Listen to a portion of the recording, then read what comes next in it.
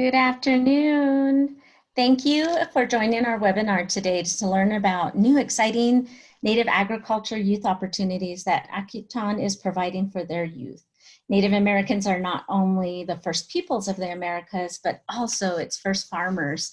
Today you'll learn more about how Akutan's team is leading the charge in this space. A few housekeeping tips for this webinar.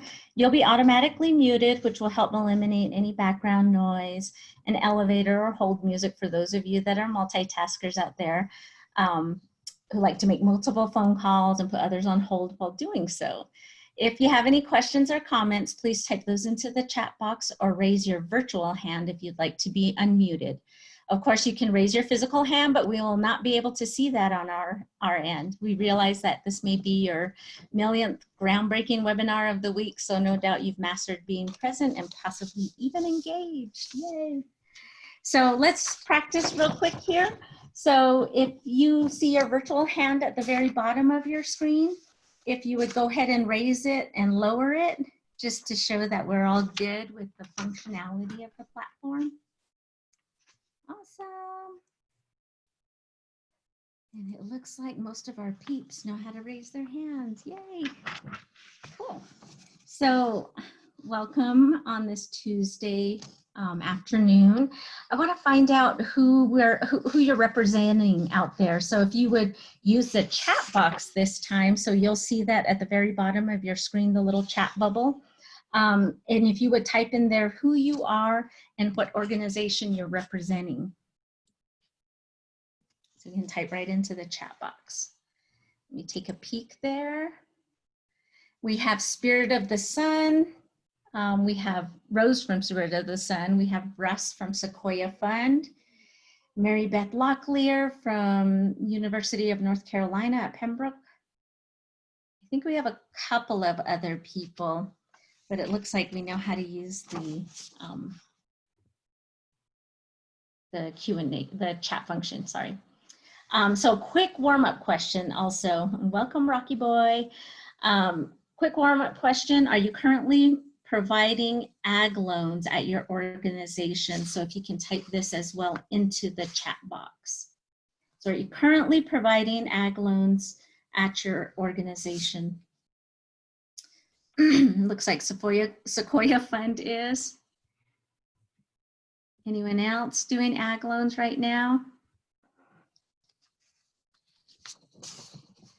Nope.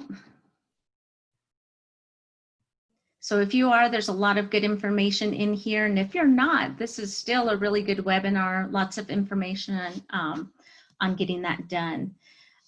So we'll go ahead and move on to the next slide. Looks like our folks know how to use the chat box. And my name is Linnell Smith. I'm a program manager with First Nations Awista Corporation. And we're going to turn it over to Skaya Ducheneau here soon. But before we do that, let me tell you a little bit about Skaya.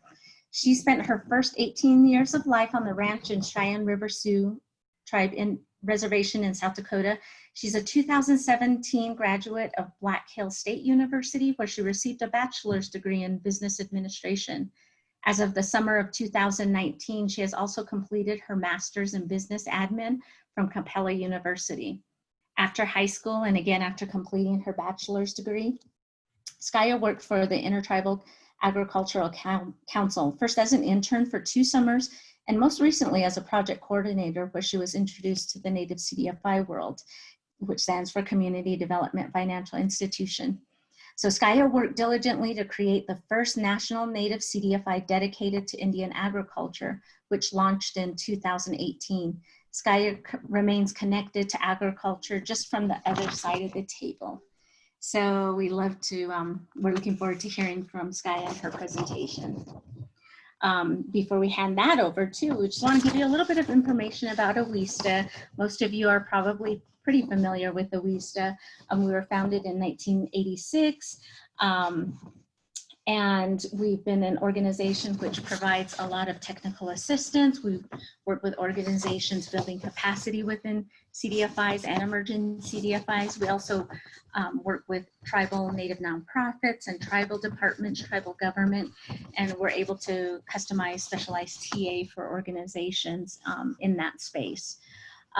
We've been able to, from 2005 to 2017, provide about 23 million total loans to other CDFIs. So we're unique in the way that we are a native national CDFI intermediary. And in 2000, we closed a record 10.8 million in new loans. A little bit about OISTA. So our mission, OISTA is the only existing native CDFI intermediary offering financial products and development services exclusively to native CDFIs and native communities. Specifically, OISTA provides training, technical assistance, investment, research, and policy advocacy to help native communities develop an integrated range of asset building products and services, including financial education and financial products. Asset building tools stimulate reservation economies by providing tribal members the opportunity to acquire financial management skills and build and accumulate assets through small business creation, homeownership, education, and much, much more. Currently, we have 73 certified native CDFIs and 49 native CDFI network members. So we do have a few of you on the call right now or on the webinar right now. So what Skye is going to review in this session is the importance of native agriculture and youth opportunities, Akiupton's youth program, the application process, their underwriting evaluation, and 9 ways to engage youth in agriculture. So I'm going to go ahead and hand this over to Skye Ducheneaux for her presentation. Thank you.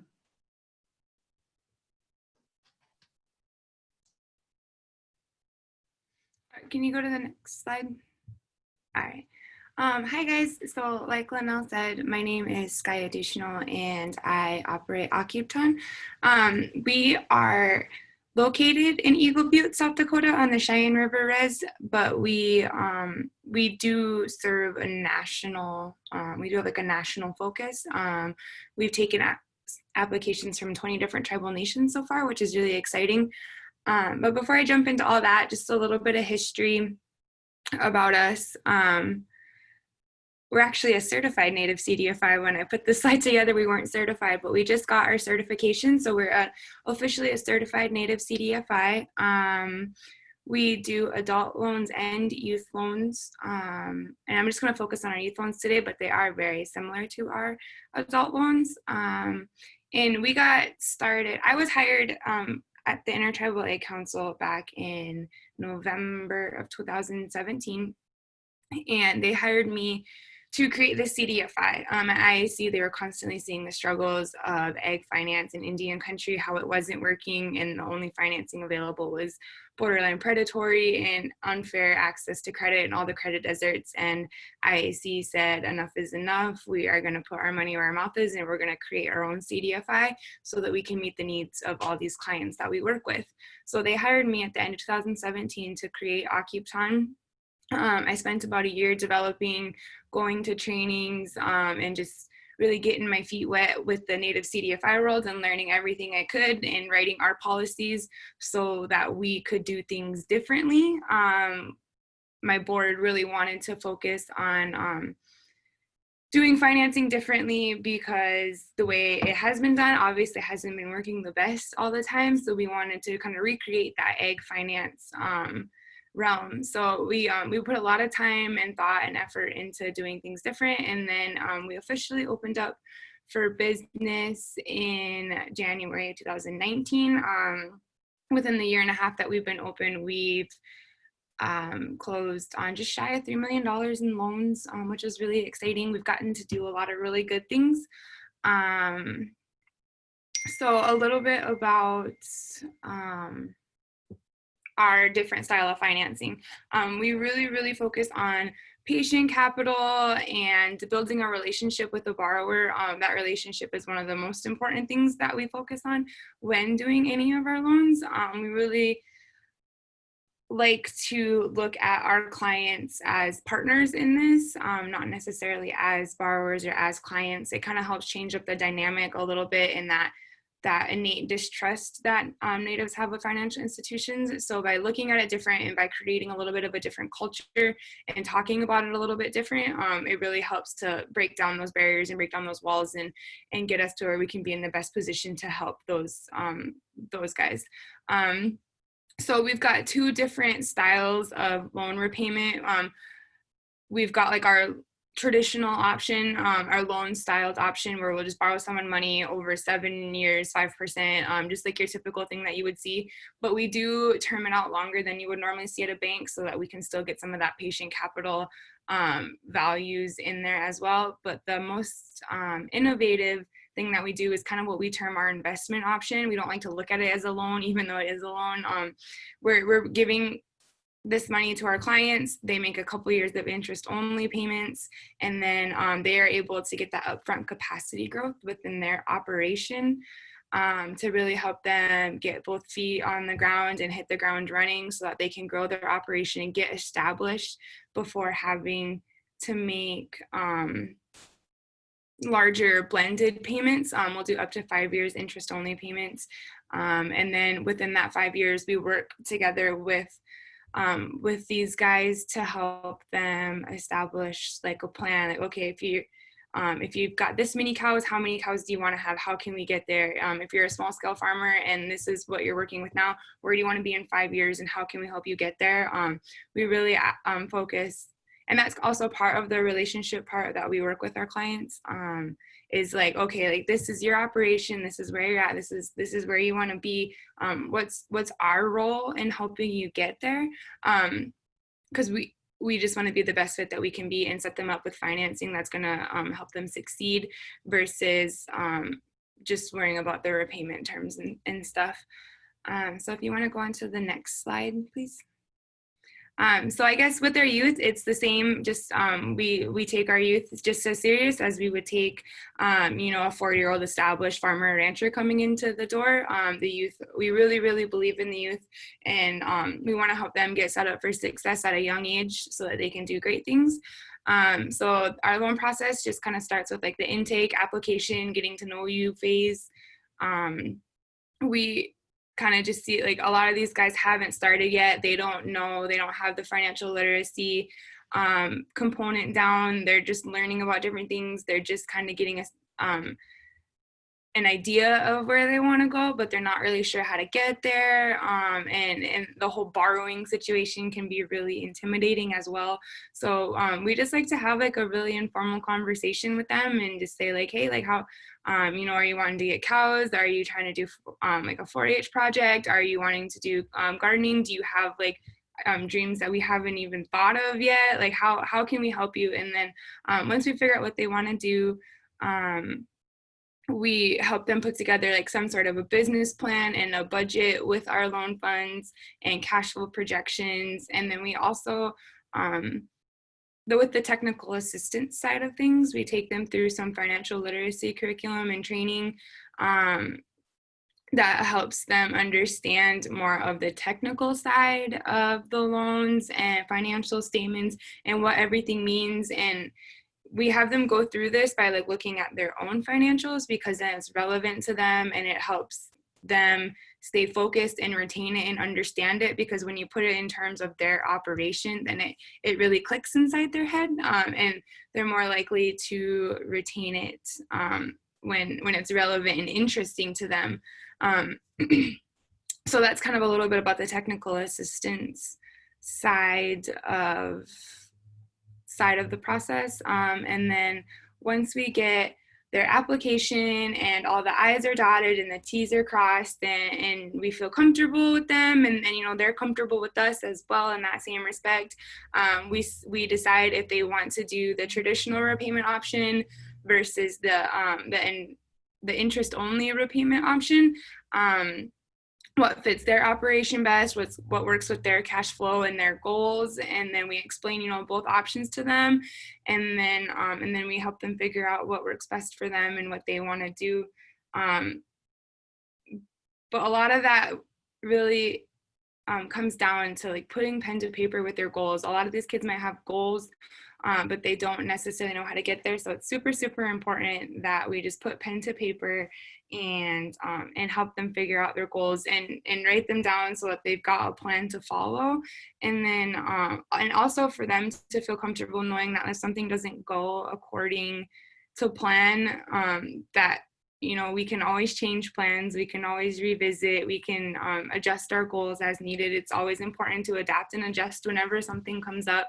So in that technical assistance and that relationship building part of it, we really, really stress just for open communication and that we're here to help whenever they need it, and just about anything too. So then after they turn in their application, then we go into the underwriting phase. And our underwriting phase is just a little bit different, especially with the youth. I got a slide that talks about that. So then we underwrite it, and then it's either approved, and then we don't like to necessarily say denied. It's approved, or we send it back with certain conditions that might need to be met, or certain areas that might need to be worked on or don't look right, or might need a little bit more forethought. And then that way they're not just denied and sorry, not happening. We help them fix their plan so that it can be approvable. And then once all those conditions are met, then it is approvable, and then we go forward. So then we go through all the loan closing docs. That's one of the most boring things, but it's also really important. We go through each provision with our loan clients, and it's really important for the youth to understand it too, and what everything means, and what a lien means, and what all these different conditions are, and if you don't follow this, what it means to not be compliant, and what the potential consequences of that are as well. And it's really important that we explain all this and don't just assume, especially with kids or with youth. They don't want to come off as not knowing certain things, so they might just say that they know it, and then you think you're good, and then come to find out they didn't, and then mistakes had happened that didn't need to happen. So we always like to just make sure that we go through everything, even if they know it. It never hurts to hear it again. But that way they're really set up for success, and which is the ultimate goal of any of our CDFIs, is to set our clients up for success. And then so after it's closed and all the loan documents are signed and bills of sales turned in and everything, we start the follow-up process. And our follow-up process is a little bit different. We do quarterly check-ins with each client, and the quarterly check-ins are really informal. It's just to make sure that they're doing good. They don't have any questions for us. We don't have any questions for them. And to make sure that, they're kind of sticking to their plan, or if we need to adjust, then we can do that. And then that way it kind of just helps them stay on those tracks to success there. So we do quarterly check-ins, but we also do, one of those quarterly check-ins is an annual financial review at the end of the year, to make sure, or to just see, hey, did you follow your budget? If you didn't, was it something that was out of your control? How can we help you mitigate these unexpected expenses? How can we adjust the projections for next year so that you're fully prepared and you're good to go? And just different things like that, and just to help show them the importance of keeping track of all those receipts to make sure that they're making a profit and all these different things. So that's kind of what our follow-up process looks like. Can you go to the next slide, please? So a little bit more about our technical assistance and underwriting process. Within that technical assistance, we still do all the balance sheets, we do cash flows, and we explain each category and what it means. And one of the things, you can't assume that they know or don't know, because financial literacy isn't really necessarily taught in schools, especially when it comes to agriculture. So, when you put your cows on your balance sheet, you put your cows down for an asset, but you also have to record it in your debts if you owe different money on it, and then the values of certain things and how they change throughout the year, and just different things like that. So we explain all that to them, and we set it up in a nice format, and they all get copies of it. And we also we've got a large part of our portfolio is cow-calf operations. So we've got some pretty cool, pretty unique herd planning tools that help you figure out how to reach your goals with herd numbers, but we also have other tools that can help with small scale farming, regular like trucking businesses, or just different things like that. So we walk them through all these different financial tools that we have. And then we also like to pair them with the Intertribal Agriculture Council's Youth Equity Grant. So my former sponsoring entity, the Intertribal Agriculture Council, really, really believes in youth, and they want to put resources into the youth because they realize how important the youth is to the future. So if you can reach out to an IAC technical assistant specialist in your region, because there's one in each of the BIA regions over at IAC. And then the IAC has a youth equity grant where they can give the youth a few $100s to pair with an Occupton loan or an FSA loan to help get them, you know, like one more cow or another pig or whatever it is that they're doing. So that's a really great opportunity for them. And another thing that we've done with a few of our clients who have, because our youth loans are maxed out at $5,000, which is the same as the FSA. So sometimes if we have youth that have the goals, the capabilities, and the desire to have a plan that goes above our $5,000 need. If their needs are higher than that, then we will pair some like our debt with the FSA's debt. That way they can get their hands on a little bit more money, and we work with them and explain to them what it means to have two different lenders and what that even looks like on the back end with UCCs and liens and different things like that. You can just never explain this because the more knowledge they have, the better equipped they are going to be. So we go through all that, and then and we get them set up for success, how like whatever is best we can. The technical assistance process, just because they're youth and it's smaller amounts, it still deserves like our full attention and all of our hard work. So we like to make sure that that's a very thorough process as well. So now when it comes to underwriting, typically with all of our other general loans, like we're able to look at credit scores and like on-farm versus off-farm income and just different things like that. Obviously, youth are different, so we figured we better look at different ways to do underwriting for the youth. And you kind of have to cater it to, like their situation and what they've been able to accomplish with where they're at. So the two main parts of the underwriting, or I guess there's three main parts of the underwriting, are to make sure cash flow is and that your security is good and the financial side of it. But we also look at their sweat equity because this is a big undertaking. This is a big responsibility, and if they've never owned a cow a day in their life or a sheep or a pig, but they want some, that's fine. We're willing to help them. But if they already have been doing this for a while, then they know what it takes to make that dream happen. So that's something that we weigh pretty heavily when doing the underwriting process with our youth loans, is just that sweat equity. Do they know what it takes? Have they been taking care of animals before? And then we also look at the support system that they have in place. One of the things that got brought up in the development part of this, we have a board member who's seen a youth go to the FSA, get an FSA youth loan, and then the parents take all the money and spend it, or just something happens that's totally out of the youth's control. And then the FSA has to go through collections and stuff on this youth, and that's just not fair. That's just not right. And they're really hurting them. So we're like, okay, like how can we do it different? Because we don't want to see that happen to our youth.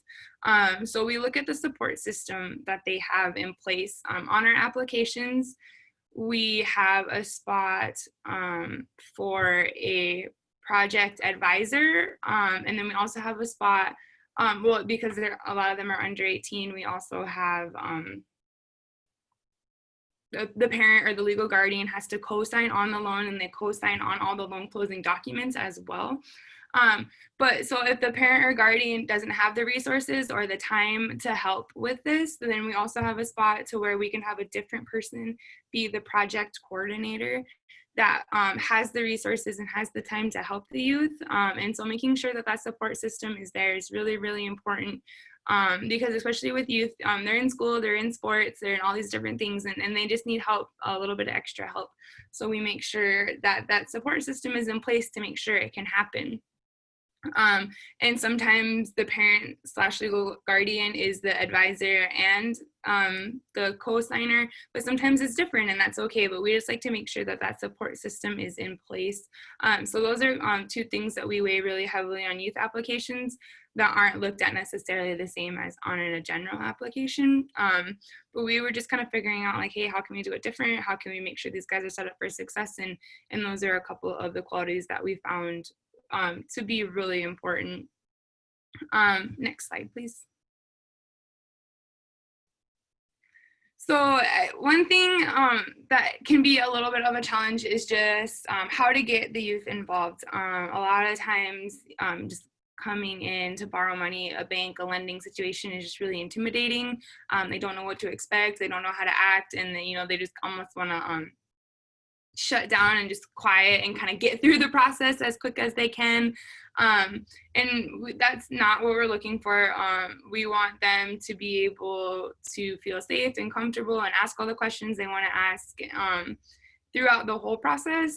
So a couple of different things that we have done to help get the youth involved is just to mention the ISA Youth Equity Grant, because then they've got some free money to help with the loan to help them get set up, which is a really good opportunity for them. And being positive and supportive through the technical assistance, the loan closing, the underwriting, that whole entire process is really important.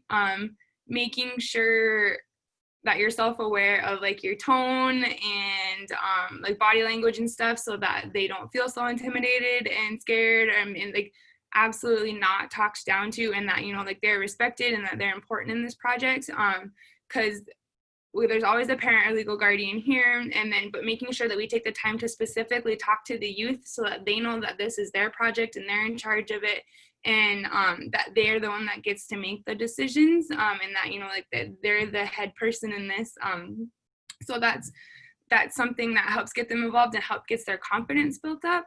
And everybody wants the money side of it too, and so when you help get that cash flow put together, and then you've got your end of the year profits figured out and what's left after all the bills are paid, just kind of mentioning like, hey, like, what do you get to do with this money? Are you going to go like school? Do you get to go shopping? Are you going to save up for a car? Like helping them look beyond just this initial process and what is this actually going to mean for you? Are you saving for college? Is this going to be just your spending money? Is this going to help you rodeo? Like what is this project going to help you be able to do? So that's really important. And then also just establishing word of mouth. When you've got one good successful client, word of mouth spreads like wildfire in Indian country, and that referral is really important.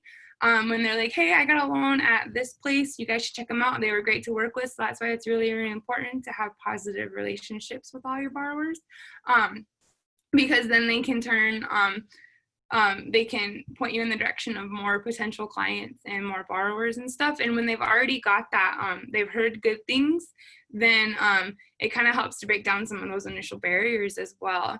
And then so like we have the coolest, some of the coolest stuff that we found to give away at Occupton. We've got like sorting sticks and flags, fencing gloves, like little notepads. I don't know.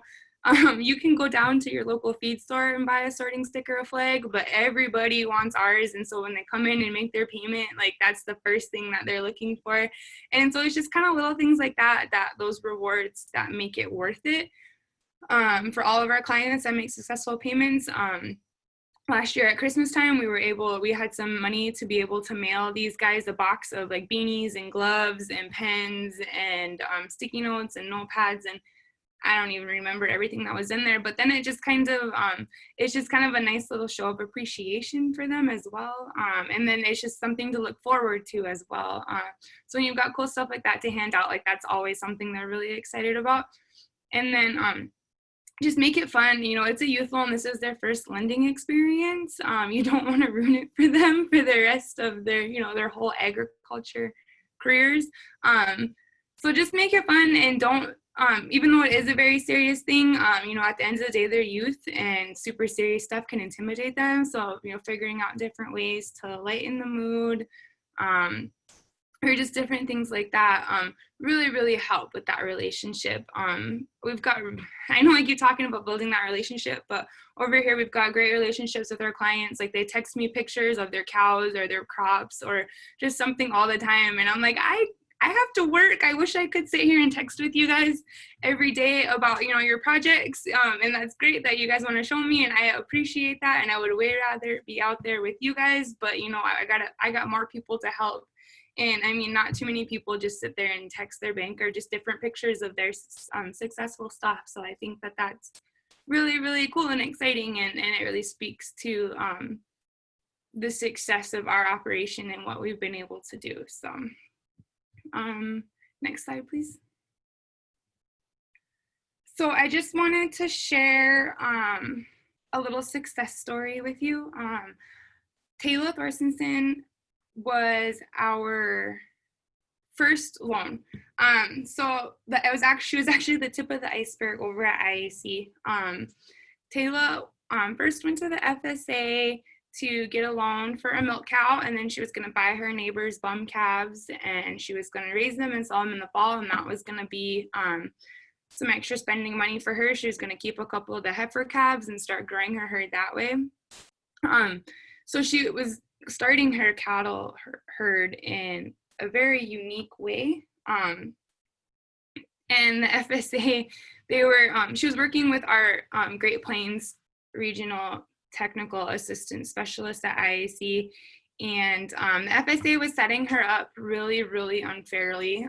They wanted her to have like 2 different payments, and then one was going to be due before she was even selling the calves. Like it was, I don't know, it was before my time, but it was absolutely crazy what they were trying to do to her and put her through. And then that was what was the tipping point at IAC, where that's when they said, we are going to put our money where our mouth is. We're creating our own CDFI, and we're done dealing with people that don't set people up for success in Indian ag financing.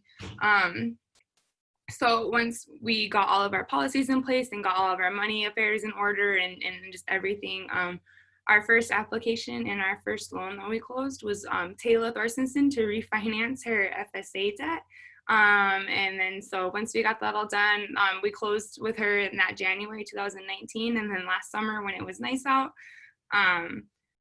we took a trip out to her family's ranch and got to go meet her milk cow Joplin and her calves. And then it was really exciting just to see, you know, like kind of the reason I even have a job and the reason I'm here is because this youth from the res just had a dream, and there was a couple really great people that were fighting for her, and you know, and now we're here. But it's just crazy to think that a youth loan was the whole entire reason that this organization got started, and now we've got a few $1 million out there working in Indian country for us.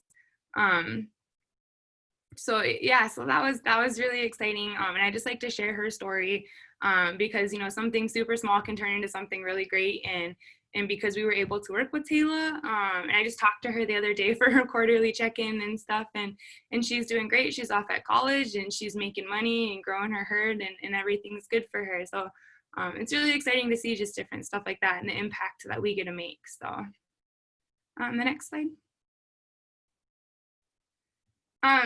So this just different ways to get engage youth in agriculture. Youth are always involved in social media, so it's super, super important. I guess there's a part here I gotta read.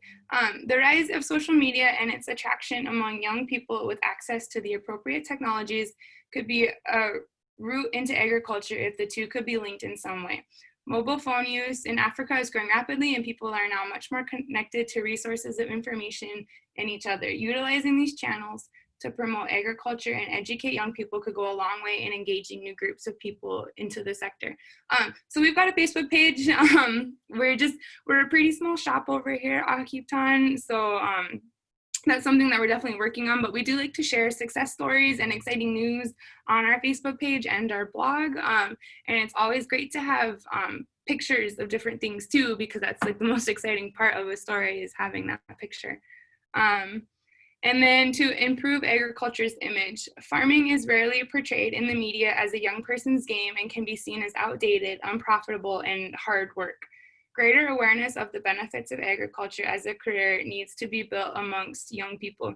In particular, opportunities for greater market engagement, innovation, and farming as a business.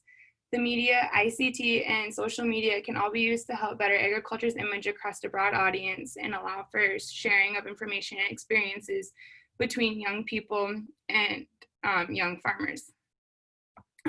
So that's really true. The average age of the American farmer rancher is it's going up each year. That turnover into the younger generations is just not happening like it used to, because whether it's the younger generation just isn't interested in it or whatever it is. So changing that agriculture's image is super, super important. And then there's a question that popped up, 1 second. Native American Farmers Association. I'm not sure about that. There definitely could be. There's a lot of different, 1 second. I guess the question was, you may have answered this, but is there a Native American Farmers Association or something like it? And I'm not sure. I haven't heard of anything, but there's always so many different associations and organizations out there, so I'm sure that there's definitely something like that. All right, so number 3, strengthen higher education in ag. Relatively few students choose to study agriculture, perhaps in part because the quality of agriculture training is mixed. Taught materials need to be linked to advances in technology, facilitate innovation, and have greater relevance to a diverse and evolving agricultural sector with a focus on agribusiness and entrepreneurship. Beyond technical skills, building capacity for management, decision-making, communication, and leadership should also be central to higher education. Reforms to agriculture territory education should be designed for young people, and as such, the process requires their direct engagement. So that's kind of something that we're even seeing even more and more is just different higher education degree programs that involve agriculture. A lot of times you'll find these in different tech schools, like your trade schools, not necessarily for your universities, but trade schools are great. They get down right to the business and teach you what you need to learn. So that's a great place to go to look if you want to get some sort of an ag degree. If you can't find one elsewhere, don't forget about the trade schools. Greater use of information and communication technologies, ICT. Not only can ICT be used to educate and train those unable to attend higher education institutions, but it can also be used as a tool to help young people spread knowledge, build networks, and find employment. Catering to a technologically savvy generation will require technological solutions. Such technologies can also reduce the cost of business transactions, increasing agriculture's profitability. So there's actually a lot of really cool agriculture apps out there, like calving, like you have your old calving record book that you might lose in a vehicle or lose in the pasture. They actually have apps in the App Store now where you can keep track of different things like that, which is perfect for the younger generations too, because we always have our phones on us. So like they're starting to get more and more technologies in the agriculture sector. Number 5, empower young people to speak up. If we are able to enable youth to transform agriculture, then the barriers to their engagement, such as access to land and finance, need to be addressed. National policies on farming and food security need to identify and address issues facing young people. As such, youth need to become part of policy discussions at the local and national levels, whether as part of local development meetings, advisory groups, or on boards or committees. That's very true. And the youth also bring a different perspective, and that perspective is just as important. Just because we've been doing something one way for the last 10 years doesn't mean that a youth might think of a better way to do it. So it's always super, super important to hear them out and hear out their ideas. a couple other youth opportunities that are out there. The IAC, along with the Indigenous Food and Ag Initiative out of the University of Arkansas, they put on an annual conference every year for Native youth involved in agriculture, and there's the IAC has regional youth conferences as well, just to help with the empowerment and learning process. So that's definitely something worth looking into. Number 6, facilitate access to land and credit. Land is often scarce and difficult to assess for young people, and without collateral, getting credit to buy land is nearly impossible. Innovative financing for agriculture and small businesses is needed. For example, soft loans provided to youth who come up with innovative proposals in agriculture or micro-franchising. So it's definitely important, especially with access to land in Indian country, with all the different leases and not necessarily being able to own your own land. That's definitely something, and then just explaining how all that works to the youth is definitely super important to touch on that. Number 7, put ag on the school curricula. Primary and high school education could include modules on farming, from growing to marketing crops. This could help young people see agriculture as a potential career. Farm Africa run a project aiming to help school children discover more about agriculture as a profession. So I know the local school here in Eagle Butte, they've got an agriculture class, and they've got a greenhouse, and every spring they're able to grow different plants and learn about how to grow different plants and learn about different small scale farming techniques and a whole bunch of other topics. And then they're able to sell those vegetable plants in May when it's time to plant your garden and different things like that. So I think that's really cool because they really get to see the process from start to finish, and then make some money to be able to reinvest back into the project as well. So if more schools could do that, I think that would be great. Number 8, greater public investment in agriculture. Young people may see agriculture as a sector much neglected by the government, giving farming the image of being old-fashioned. Investment in agriculture is more effective at reducing poverty than investment in any other sector, but public expenditure on agriculture remains low. Regional and continent-wide programs, such as the Comprehensive Africa Agriculture Development Program, may go some way in transforming the prominence and reputation of agriculture in Africa, but national efforts and public investments are also needed.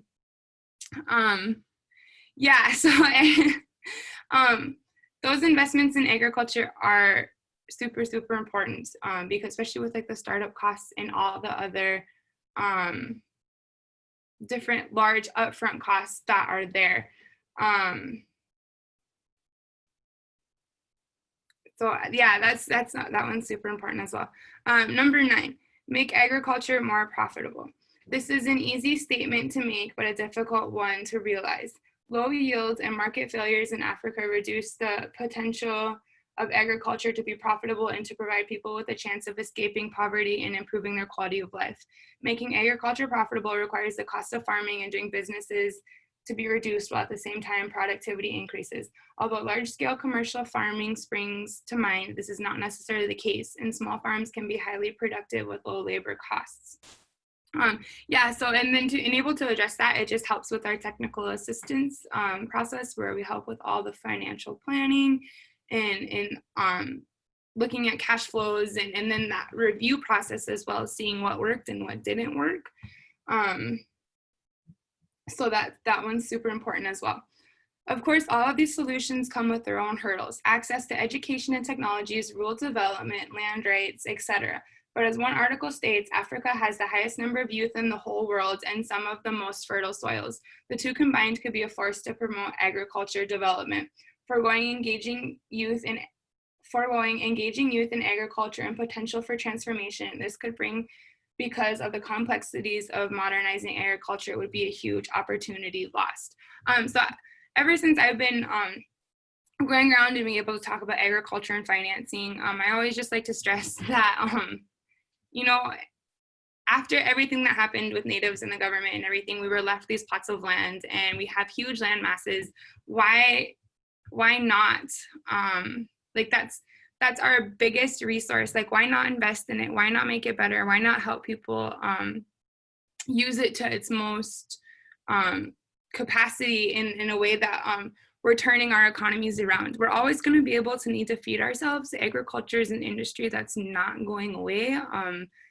With all the recent coronavirus pandemic issues, it's really brought to light the inefficiencies in food systems and the supply chains that get food there. And so I think like now is the time to definitely get more people involved in agriculture, and investing in youth is kind of the way to do that, because they're going to be the ones that are taking off with all this and all the different technologies that are coming into play. Do you want to go to the next slide?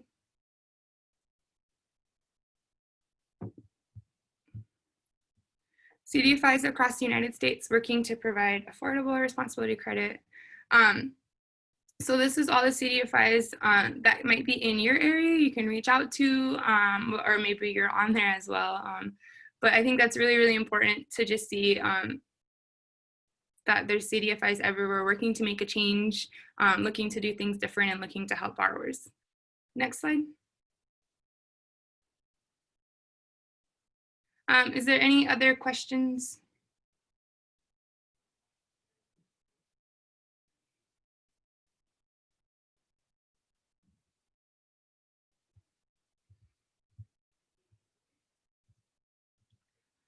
Oh, that one, Nimipu Community Development Fund is not on the map. Leno, I don't know, I guess that would be more on your guys' end.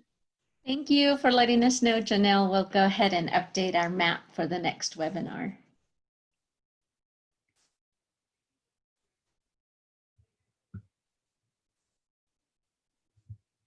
And then you want to go to the next slide. So if you guys have any questions, feel free to email me or call me. I love talking about what we do and how we do it different. And I love being able to help people do agriculture loans. I think we all need to be doing agriculture loans. So yeah, definitely just reach out, give me a call, send me an email. I'm willing to set up a time, whatever it takes. I was born and raised in agriculture, and so I'm really, really excited to help spread the word and stuff. So. Awesome, Skaya. Thank you so much for your presentation. It was very informative, and kudos to all the great things that you're doing in your community with agriculture and for the youth. It's really good to hear. And I'm sure everybody took nuggets away from your presentation. And if you didn't get a chance to ask a question, Skaya's contact information is there, mine as well. If you miss Skaya's contact information, feel free to email any one of the OESTA team members and we'll get you in contact with her. And she's definitely willing to share.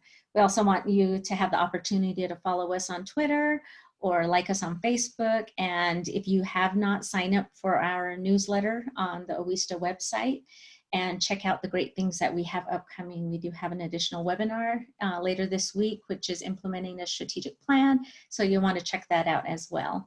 So thank you, Skaya, for all your information, and thank you for the participants that stayed with us this hour to learn about agriculture and youth inclusion.